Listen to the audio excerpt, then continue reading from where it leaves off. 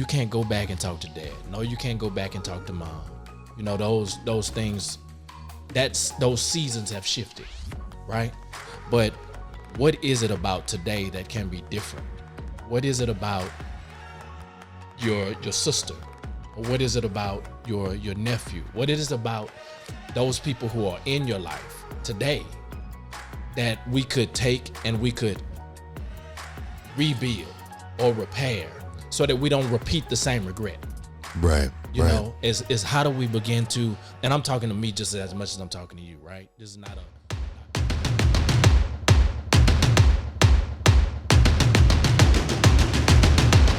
What's going on, everyone? Welcome to Deep MCs, the podcast that seeks to push meaningful conversation to a whole new level. Whether it's for your entertainment or your personal growth, we appreciate you being here today. And now, on to the show. What's going on, man? What's going on? Shep, what's good, man? We are back again for another one. Yes, sir. One more. I'm not gonna lie, I missed the pink shirt already. just a little bit, but it will be making a return in the near future. What are we getting into today? So, man, we're jumping into part 2 of the last segment. Felt like we were really pushing into breaking this mask down. Like, we initially started the conversation off about how the mask we present to others, but by the end of our conversation last time, we really wanted to deal with the mask we present to ourselves, and how do we crack that code? Because in cracking that code, it'll help us, move around in the world a little easier. So. Right. No, for sure. I mean, that episode was a good episode, and I think that it was powerful. I guess maybe it was just because it was more personal for me, or it was I was a little more. We're going a little deeper, I guess. Maybe, I don't know. But you know what I want to do real quick, and I'm not trying to detract or anything, but I kind of want to just say thank you to everybody that is out there listening, listening to all these episodes.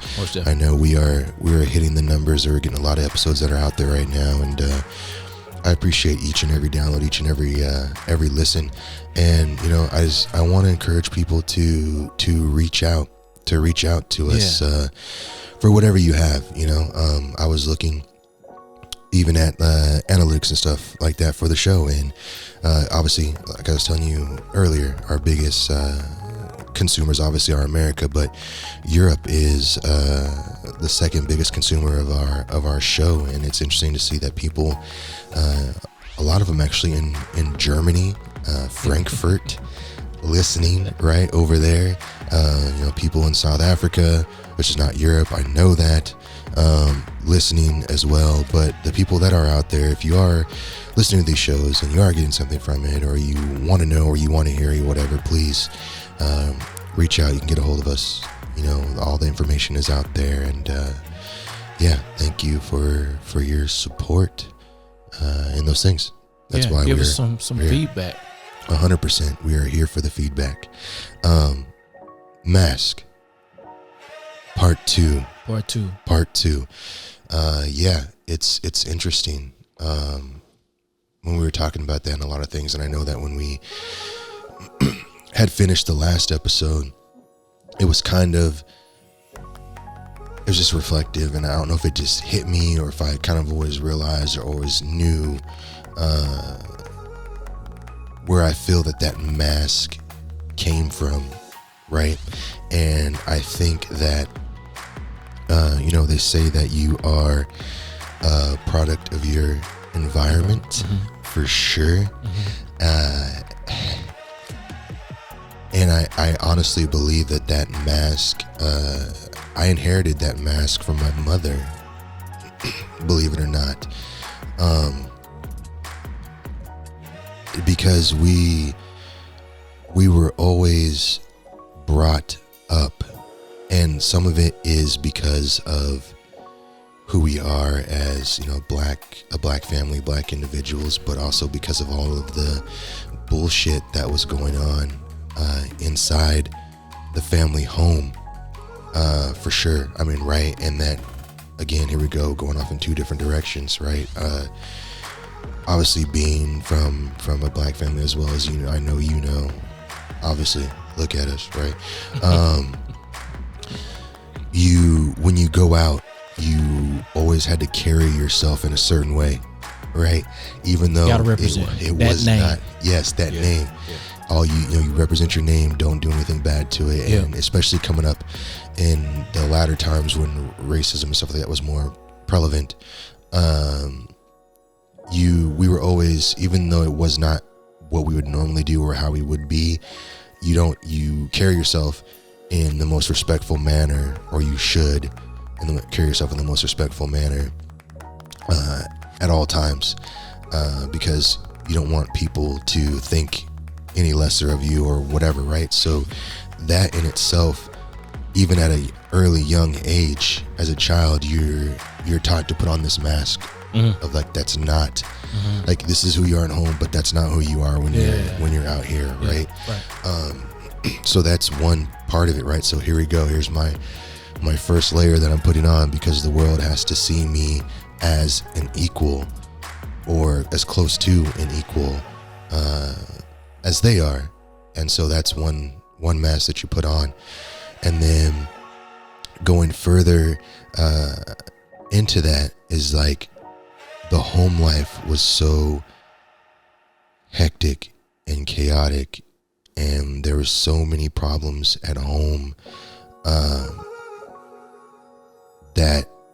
but my mom always carried this everything is okay face. And it was one of those things where, like, we don't show that the family is not whole, right? Even though dad's not in the picture, we're gonna pretend like he is. And even though we have all these demons, we're gonna pretend like they're not. And whenever you go out and people ask, oh, how is my dad, his name, whatever, how is your dad, you don't say, I don't know, I haven't seen him in a year. Say, right. Oh, he's doing fine. Yeah, he's fine. Everything's great. Yeah, no, everything's great, right? So there was always this illusion that everything was better than it was. So here we go. So now I gotta be equal, and now I gotta pretend like everything is fine. And it's more so because that was just the image that was kept up, and that was an image that my mother kept for the longest time, all throughout. And even it was hard, and she didn't take that mask off very often. And I emulate that, and it just became a thing of like, no matter how bad or how hurt you are, once you step out of that front door, you're ready to go. You're masked up, and it doesn't come off for anyone. And it's just crazy. It's crazy because then you are always living in this false world, and it got to a point, like, even when I would be there with my mom, or we'd be in the house, like, now she's even wearing a mask for me, and it was one of those, I guess, right, you don't ever want to see or let your kids know that things aren't okay, how bad it is or whatever, how you're feeling.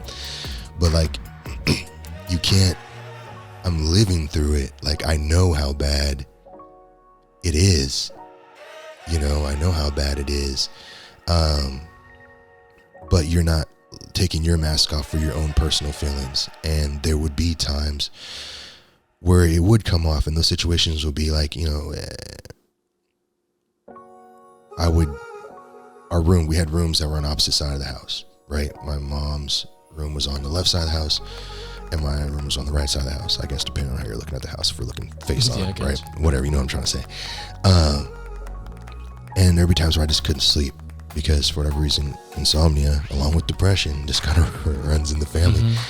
And like, I would just get up and I would walk over to my mom's side of the house, and she would be there at her little table at the window with the candles on and just crying. Yeah. And I would go and I would hug her and just whatever, and she would just, she didn't understand. I don't know, like, we never really got to have a deep conversation about it, right? A deep conversation. Yeah, right. But just from what I would gather, like, she was hurting, and I felt like she wasn't at a point where she understood why her life had gone this way. Yeah. You know, where things went wrong or what she did wrong or whatever. And I'm not saying that my mother is a saint, because she probably wasn't. I damn sure know my dad wasn't, but he was also a good guy.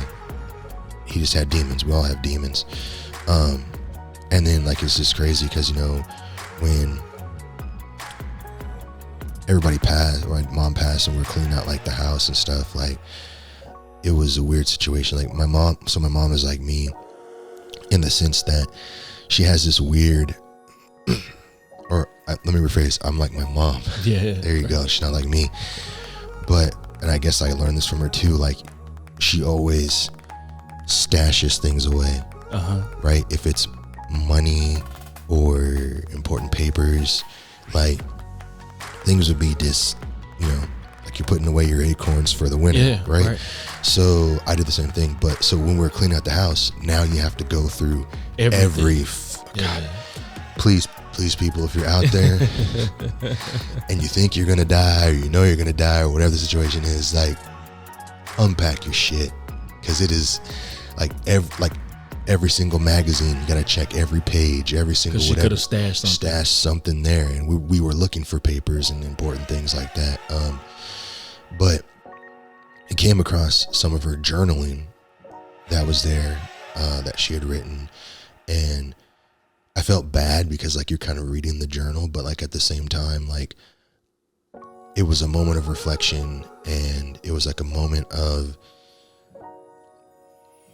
trying to find, were there some answers, closers. I mean, there were. So, I mean, I hate, like, I feel bad putting it, but she's dead, so I guess it doesn't fucking matter, but whatever. But like just some of the stuff, like, some of the writing in there was a lot of her just, like, questioning herself, and, like, why my husband doesn't love me, why he's not here, why he left, why he's with this person or that person and not me. And there was a lot of pain that was there. And, like, it's crazy because, like, I can almost pinpoint the times when these were written. You can relive those moments. Yeah, and I see, like, shit, man, like, this is why she was crying at night. This is why whatever. But it was a very, very rare time where that mask came off. And she didn't do it for everybody, not even her own son, right? And so I feel like I still emulate that in a lot of ways, because, like, and it's also hard though too, because, like, people will look at that, or her friends or whatever, that, they don't know the whole story, or whatever. They know partials, or they just know what they saw or whatever. And then they would be like, that is a strong woman, right? So strength is not showing the weakness. That's what it becomes. And then that's a mask, right? So she was strong though. I mean, so you have to be strong, I think, to carry two weights like that. When all is said and done, right? There's a strength in, it's not optimal, but there's strength there in carrying the weight of the burden, and then carrying the weight of the look, right? And so, I mean, there, not to stop you, but there is strength there, right? And I don't think, you were invading on privacy I think you were getting some answers as to why, and it allowed those answers to kind of be, why were you this way, or why were these things the way that they were, right? And I think sometimes they help us not to have to continue in the lack of understanding, right? I believe those moments are created again on purpose for us to be able, because there's probably some stuff you didn't find, but the fact that you did find that, allowed you to have some insight as to those nights where you couldn't sleep and became your mom's comfort, where there seemed to be none. Yeah, no, I mean, it's interesting, man. Do you still have that table? No. Oh, okay. All right. No, I do not still have that table. We got rid of a lot of stuff over the course of time. Yeah. I mean, we were in kind of a time crunch, but B, also just a lot of, for me personally, there was a lot of pain attached to that table. Got it. Right? Because like that, for me, that table represented so much more than it just being a table, so it's not something that I could do. And my question was, I wanted to make sure that you didn't keep the table. No. Okay. All right. Because I don't want you, when all is said and done, I think we go back to learned behavior, right? And we go back to the place. Sometimes we go back to that place. And so my questioning is I hope you don't have the table. One, not to disregard your mom's memory, but so that you aren't going to the crying table, right? Because sometimes we'll repeat that. Ain't no crying over here, or we don't cry over here, right? No, but that's a mask, by the way. It is. Speaking of masks, I mean, my last good cry. Like, I don't know, I feel like I told you this story before, but I've never told it on the show. Yeah. The podcast, whatever. But the last time I really had a cry, and it was a mask. And this is the thing too, so, I mean, I'm not trying to take away from the mask situation, but nope. The mask can also be, in a way, a confidence giver, or a situation that helps you get through. And so I had an issue with ashes. Okay. Right? So when my mom had passed, she was cremated, and whatever, put her in a nice little, whatever those things are called, urns. Right? Which, that's a whole, don't get me started, like the whole death process is so expensive, like it's ridiculous. I mean, I can buy a Ziploc bag, cheaper than. Tell your story, anyway. Please. So she was cremated, and so my dad went to live with my sister because he was still sick at the point in time. So the ashes went of my mom, and the ashes of my grandfather, my dad's dad, stayed with him for whatever reason. I don't know. I mean, I feel like you know what I'm trying to say. Yeah. He wanted them. So then when my dad passed, he didn't want anything, like, and I'm side noting again, like, I feel kind of bad because, like, my dad fought through so much, and even when we fucking argued, like, about even as he got older and he was, like, deteriorated and everything else, like, so much shit happened. Like, I even remember when my mom passed and we're cleaning out the house and my dad was there. Like, we ended up getting to an issue, right there, and he pulled a gun, pulled a gun on us. Just crazy things, right? And I guess it's because, like, I felt like it was almost a fear thing, because, like, now, like, he was in a very vulnerable state. Yeah. And here you are, now your son is towering over you, and, like, whatever, right? And I feel bad. He's not that young boy anymore. Yeah, not that. Now you got an ass, but now you really about to catch an ass whooping, right? But no, This, I don't know, we fought like crazy, but even like at the end, like he didn't want a service, he didn't want nothing, like he's gone, just burn him up and move on. And I don't know if, like, I feel like there were parts of it that were him not feeling worth it, and just not being addressed. And I feel bad because I feel like I should have done more for him, even though we didn't get along or whatever, because like, and I feel like I got to clarify for people, because like my dad did a lot of bad shit. My dad did a lot of shit that wasn't cool, but my dad wasn't a bad guy.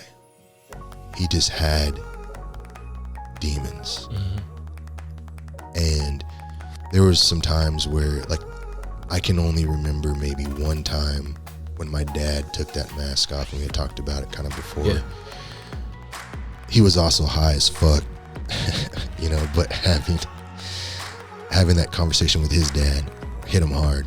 But I don't know, like, I just feel like I missed an opportunity there. Like, I feel like I should have done more. I don't know, either way, neither, we were going off way off on the wrong thing. But it's not wrong though, because I think, you know, not acknowledging some regret fuels our current state of affairs, right? For sure. And so if we can't acknowledge that, you know, maybe I missed an opportunity here, and then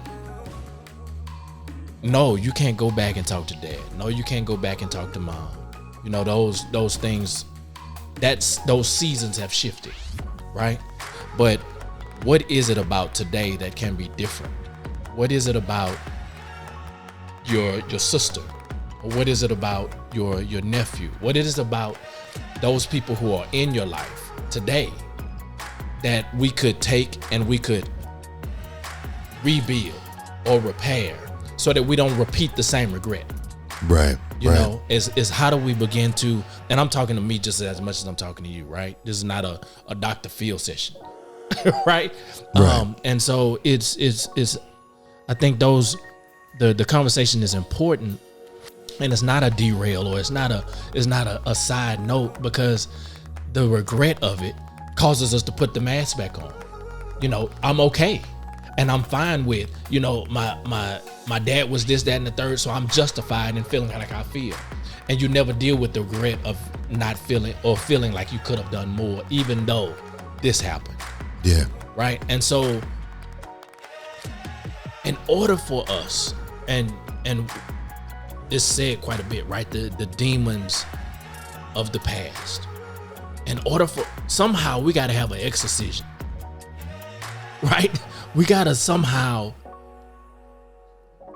cast those things off, because generationally that stuff will follow us, right? That generationally that stuff will come and sit, you know,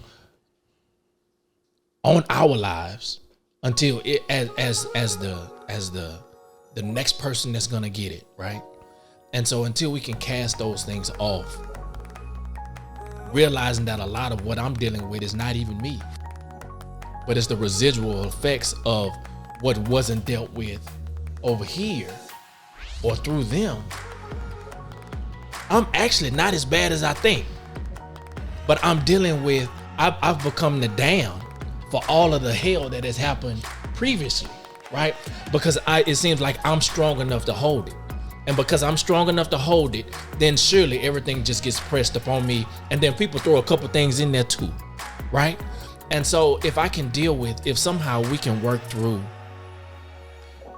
dealing with the sins of the past, right?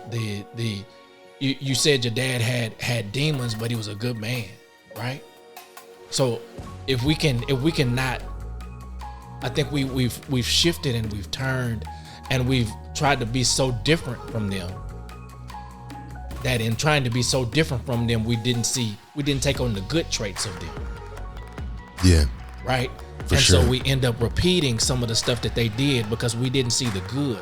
We only saw the bad, and now we're repeating some of the bad habits in other ways, right? Maybe not in the same way that they did it, but now I'm compulsive in this other thing, or now I'm addicted to this other thing. It's not a drug. It's not it's not a narcotic, but it is a drug because I'm so addicted to it that it rules my life, right? That it runs me. And that can be the drug of depression, or the drug of self-doubt, or the drug of fear, or the whatever these are, right? And I don't have to pop a pill to be addicted to it. It can just be the fact that the pressure of it has so groomed me into that's the only place that I find comfort is in being broken. And we talked about the basket of broken pieces. All the pieces are still there. You just got to dump them suckers out and start rearranging it, right? Yeah. No, I mean, I agree with you, man. And it's a hard task, man. This is one of them 10,000 piece puzzles where all them bitches is it's okay though. Small as hell. and you know. Speaking of, we had a 10,000 piece puzzle, and my mom had this table, and we literally it stayed on the table until we finished. Like we never moved it. It was a table in the formal living room, right? So nobody of course was there, right? So we had this huge puzzle that we never moved until we finished it, and it puzzle had to be there like a year and some change. It takes some time, man. It took some time, but eventually we saw this silly picture. I mean, it was some flowers and fountains and stuff or whatever it was. But yeah, man, I think everybody can relate to that puzzle. Yeah, I don't know, but yeah. Sorry, I don't know. Ashes. So anyway, going back to what I was saying. So when my dad passed, he wanted to be cremated, and we did that whole process. And again, don't get me started. Death is expensive, but me and my sister were having a conversation, and at this point now, it's my mom. You got my mom, you got my grandpa, and you got my dad. She didn't really want the ashes in her house, but then I guess like she also didn't want to get rid of them. Okay. You know, so it's just like, I mean, you're kind of just putting it on me now at this point, right? Right? But right. I mean, I don't. Let's throw it over on the damn. Yeah. Let's get rid of it. I don't want to. We shouldn't get rid of them, but I don't want them in my house. Right. You know. Okay. So I'll take that responsibility. So I paid to ship them from California to here in H-Town, Houston, Texas. And god dang, man, it was expensive. You got to get this permit and that permit. And oh, really? Yeah, like you can't just ship because it's human remains. You can't just ship it like in the mail or whatever, right? So you have to get all these things they have to pay for. So like the shipping process alone ended up being like $600 or $700, something like that, just for the shipping. Just the shipping. Yeah. Not the kind of cost of everything else, right? Right. So, excuse me. So he's like, I'm going to ship it and it'll get to you, whatever. Usually it takes about this long, whatever. So I was like, okay, fine. The thing with my dad was a pretty quick turnaround because, like I said, there was no service or anything. So shipped it and then I came back home, and I remember like I got the notification that the package was going to be delivered and it was going to show up at the house on whatever day it was. So I came home and like the box was at the door. Like it was like I mean the urns, they're like not really, they're like squarish rectangle sizes, so it was, you know, 3 boxes, whatever. And when they packed it up, which they said they were going to pack it good, they packed it with towels for whatever reason. I don't know why, like not packing material, they use towels, right? Whatever, neither here nor there. But when I was looking at the box, because it was this like rectangle box, it kind of had like a bend in the middle. And I was like, well, crap, man, like, let me just make sure that everything is good, whatever. So I bring the box, like I bring this box inside, and like I step through the front door, and I'm just like right inside the front door, and I shut the door, and I go to like open this box that's been put together and that's kind of like bent in the middle, and the whole box like falls apart. Like it barely was held together with this tape that was on there. It looked sturdier than it was. And I was already on the ground, but the whole box fell apart. And whenever this box had went through transition, like it was just damaged. So my mom's urn was busted. My dad's urn was busted. My grandpa's urn was busted. And now I'm inside the house in the little foyer area, and ashes are all over the floor. Yeah. All over my hands. Yeah. Just everywhere. And like, there was nothing left at them. I lost it, man. Like I just broke down. I'm here on my knees in a pile of my mom, the person that loved me more than anybody, in a pile of my dad, who we have so many unanswered questions and unfinished things, and my grandpa, who also just had like such a weird life. And I'm just like scrambling and like scraping everything together to make these piles of these people, and I don't know who is who, and the colors are all a little different, and I couldn't do it, man. Yeah. I just felt like it was the bottom, and that was the end, like, of everything, like right there, like what the fuck do I do? And that's when I really lost it, you know, when you're sweeping up your mom with a towel, yeah, you know, and just trying to figure it all out. And it took a lot, and that's why I said, like, the mask sometimes give you that strength, because like I had to go back out. You had to go after back that out to the world, you know, and nobody would have known that I was literally crying tears into ashes of the people that I loved more than anything, you know. Who did you talk to? Anybody? I mean, not really. Like I sent some pictures to my sister. You know, I didn't really talk to her about it, but like I was like, hey, this is what happened. Like, fuck, man. And I reached out to obviously the funeral home, and they refunded me some of my money for the shipping process. Obviously not all of it, you know. But no, like I didn't really talk to anybody about it, because I mean, how many people are gonna understand, you know? So okay, I don't know. That's like a weird scenario. Yeah, it's a weird scenario, and we talked about in the last segment about stuff that was almost curated to destroy you. I believe that was another one of those moments, Shepard, that was sent to finalize you. It damn sure almost got me. It almost got you. Yeah, that was that almost got you. If I was gonna be hanging in my closet, that would have been the day. That would have been the day. Yeah, that would have been the day for sure. But you and I are sitting here today, and that situation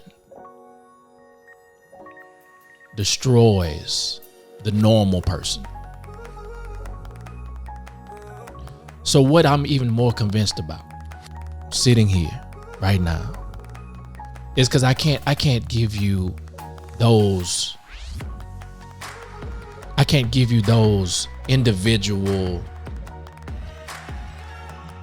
urns back. But what I think I can give you back is a feeling of worth in the moment. Because what I believe is that, yes, there are literal things that we fight. There are real demons out there that we fight. And I believe that the intention to destroy you has been on purpose. But you've been strong enough to still be here. Even through moments that were unbearable. Because that one, yeah, you that one is mind-blowing. But you, sir, cross over that threshold every day. And the reminder could cripple you. But it doesn't. It may have some daily effects. It may even have some residual waves that come up. But my God, because that's all I have at this point, right? This is not a natural thing, okay? Right.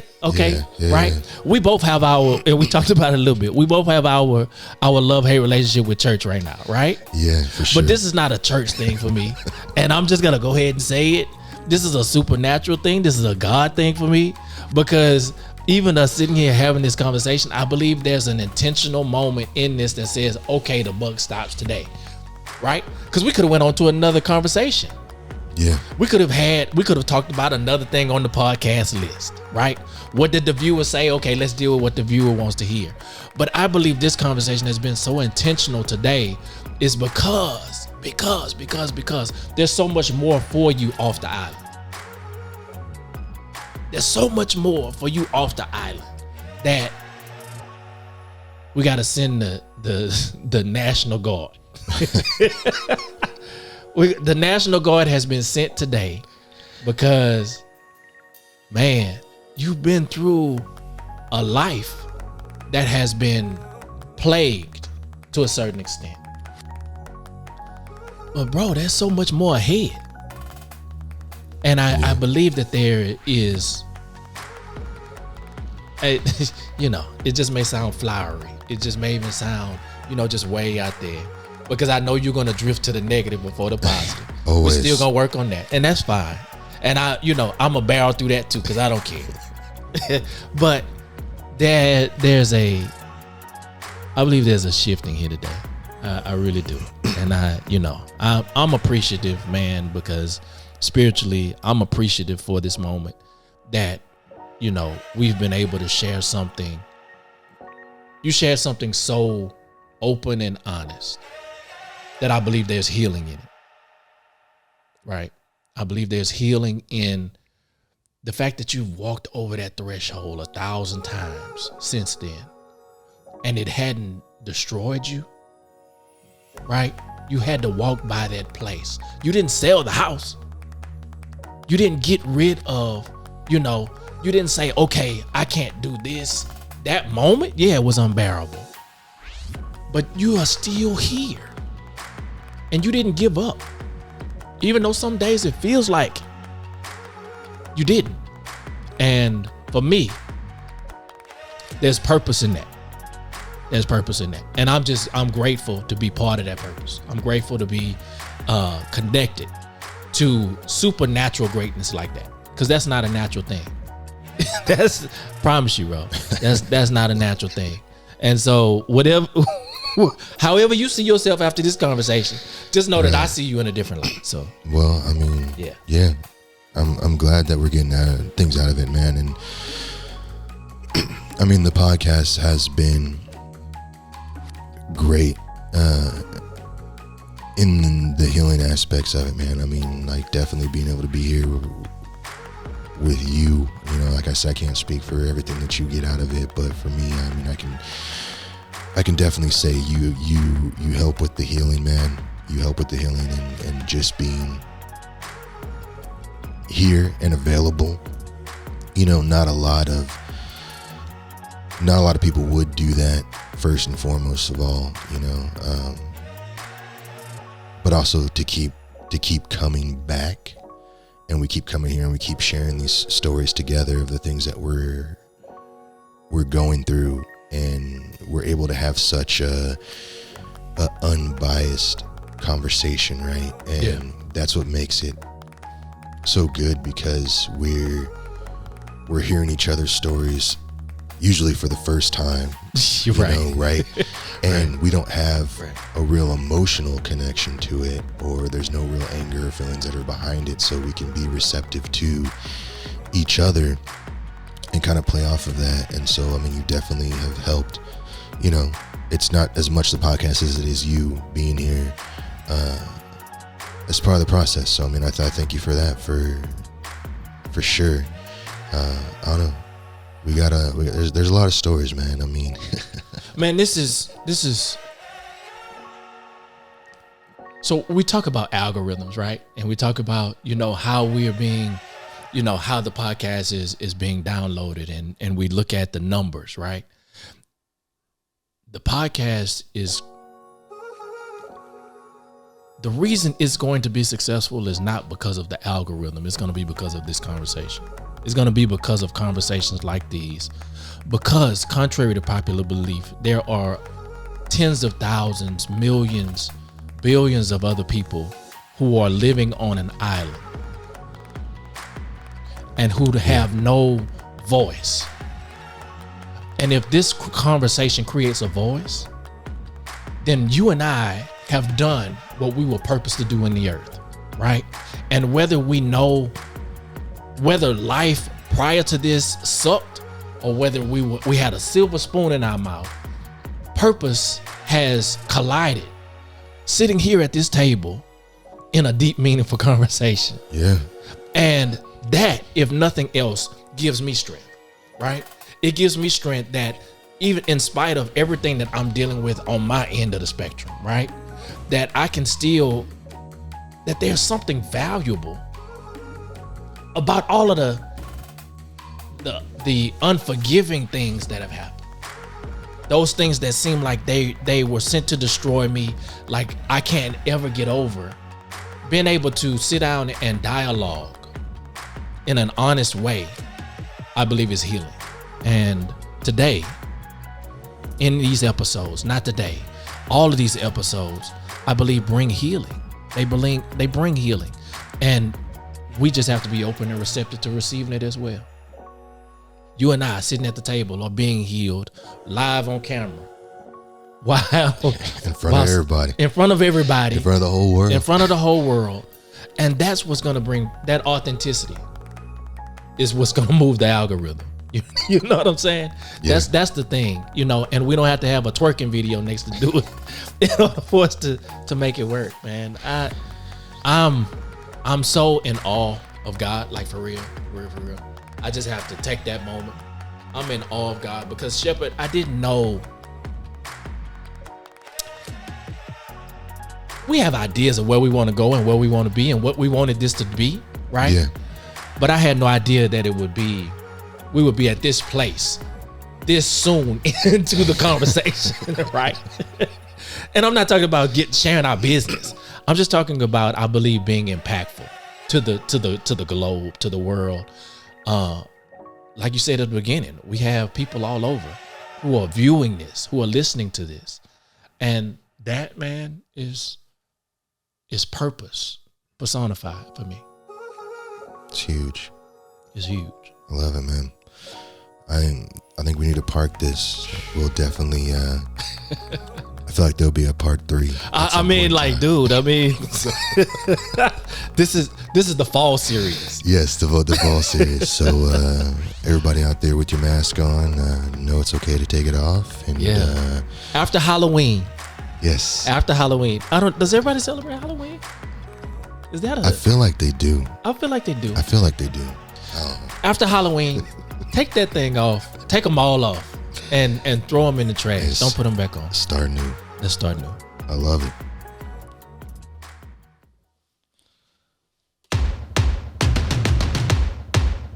Yeah. I'm ready to play now. Put me in the game now.